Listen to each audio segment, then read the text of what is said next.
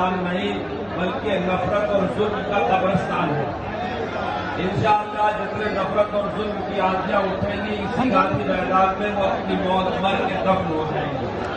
شرط یہ ہے کہ آپ میں شعور ہونا چاہیے اور حوصلہ ہونا چاہیے۔ ہم لوگ اس وقت یہاں وقت بچاؤ اور دستور بچاؤ تحریک میں شریک ہیں۔ آپ جانتے ہیں تحریکیں چلانے کے لیے بڑے شعور کی ضرورت ہے، بڑے بیداری کی ضرورت ہے، بڑے قربانی کی ضرورت ہے۔ ہم کو ہمارے اس ملک میں الجھا کر کے رکھا جاتا ہے۔ اس ملک کا دستور سیکولر دستور ہے۔ اس دستور نے ہر ہندوستانی کو برابر کا درجہ دے رکھا ہے۔ کوئی زمانہ ہندوستان میں تھا کہ کوئی راجا ہوا کرتا تھا، کوئی بادشاہ ہوا کرتا تھا، لیکن سموِدھان نے دستور نے ہر ہندوستانی کو بادشاہ بنا دیا ہے۔ ہم ایک آزاد قوم ہے، کوئی ہمارے اوپر کسی بھی سازش کے ساتھ حکمرانی نہیں کر سکتا۔ یہاں کوئی آقا نہیں ہے، کوئی غلام نہیں ہے، کوئی مالک نہیں ہے، کوئی مملوک نہیں ہے۔ ہر ہندوستانی برابر کا حق رکھتا ہے اور وہ آزاد ہے۔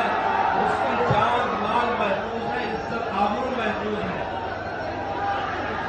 کوئی حاکم اور کوئی محکوم نہیں ہے۔ ملک کے سنسادھنوں پر، ملک کی چیزوں پر کسی کا زیادہ اور کسی کا کم درجہ نہیں ہے۔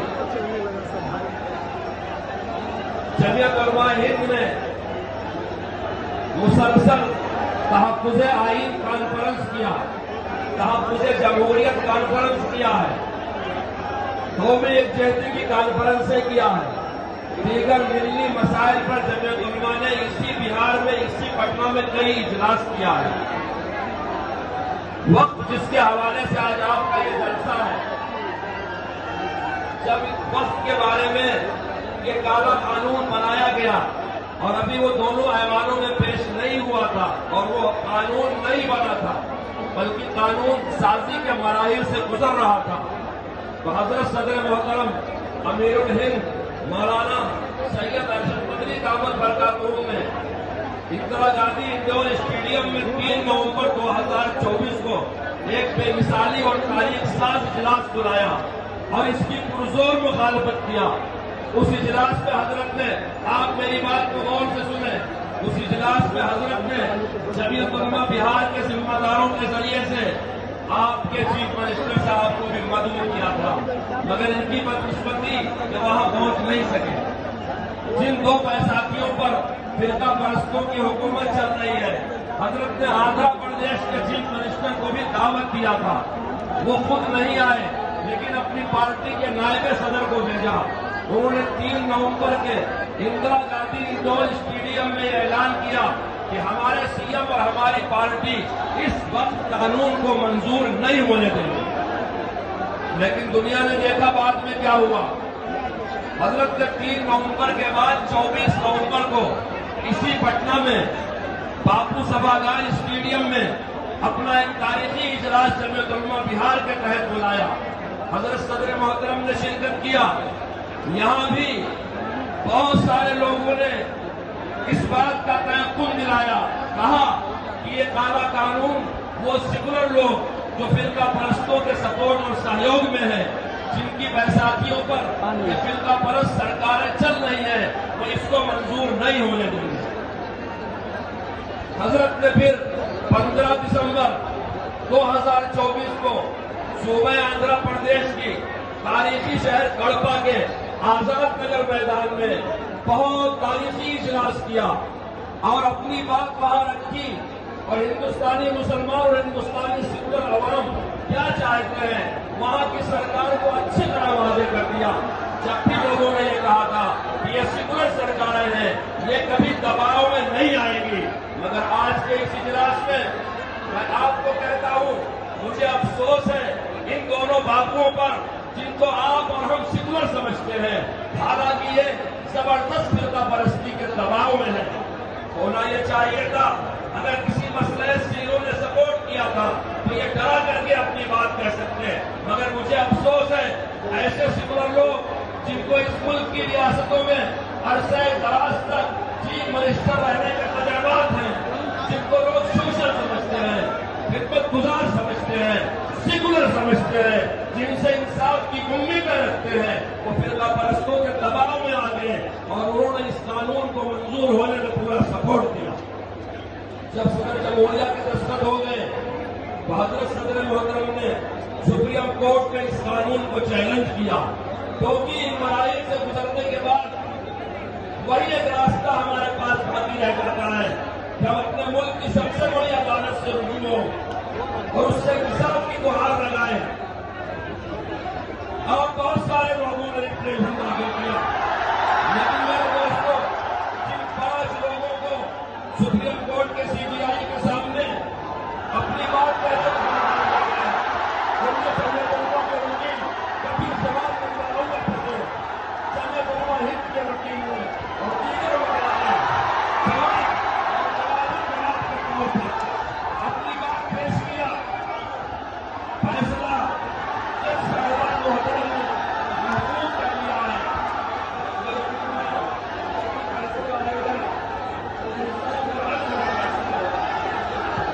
आज पटना की सरजमीन में अमीर शरीयत मौलाना अहमद अली फैसल रहमानी ने अपनी जरूरत को समझते हुए दस्तूर बचाओ और वक्त बचाओ के नाम पर इतनी शान कॉन्फ्रेंस मिलाई है कि इंसानों का काफे मारता समुंदर गांधी मैदान में भरा हुआ है।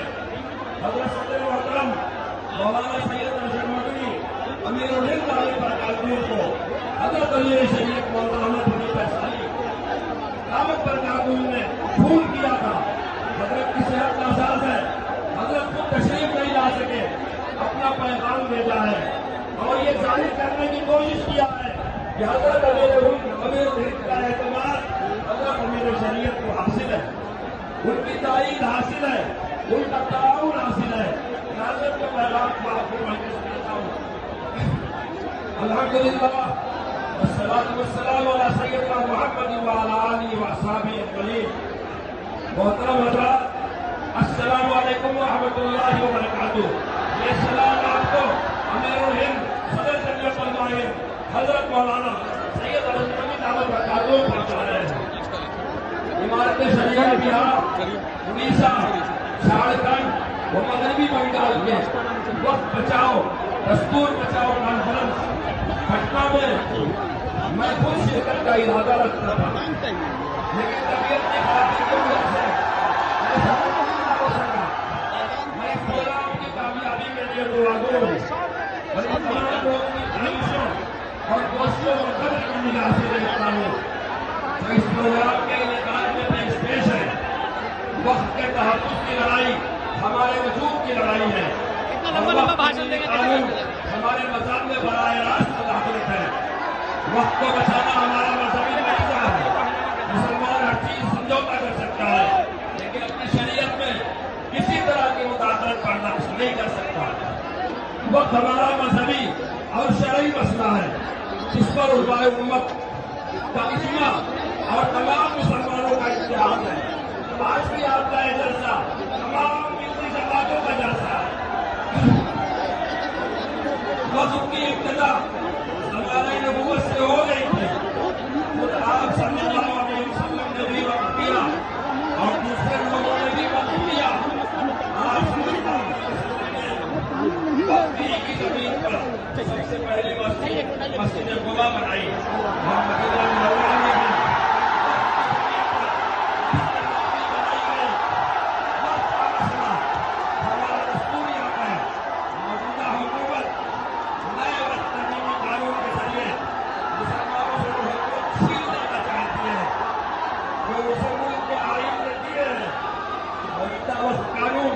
आईन में दिए गए बुनियादी हुकूक की खिलाफवर्जी और मजहबी उमूर में सलीम मुदाखलत है और की यकजहती और सालियत के लिए लड़ाई को साधते हैं।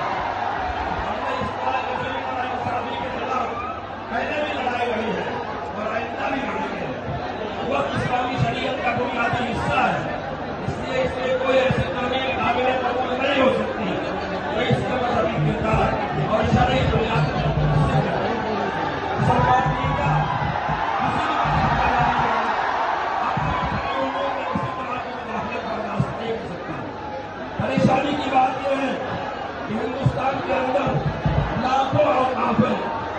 की मौजूदा हुकूमत इस कानून के बाद